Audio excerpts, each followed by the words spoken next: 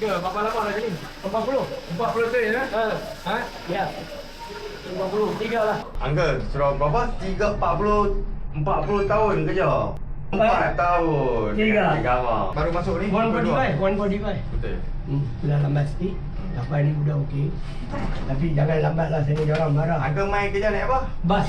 Naik apa? Hari-hari. Uncle, saya nak tanya sikit boleh? Berapa gaji Uncle satu bulan? Biasa lah.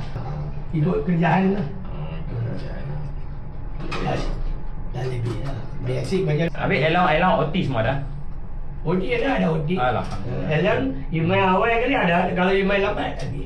Okey, hari ni saya nak kongsi rezeki dengan Uncle. Okey. Boleh? Saya Boleh, nak bagi boleh. Uncle. Boleh. Jadi, nilai sikit. Rezeki ni saya nak bagi kat Uncle. Baik, terima kasih.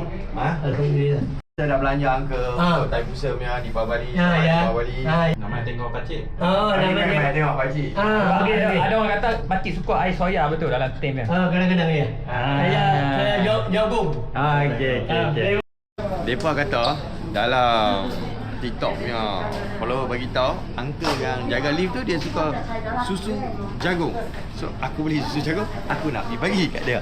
Jom. Jadi Nak bagi saya bola minta bagi. Ha? Saya belanja Uncle betul ya? Dua. Dua saya belanja. Okey. Terima kasih. Betul.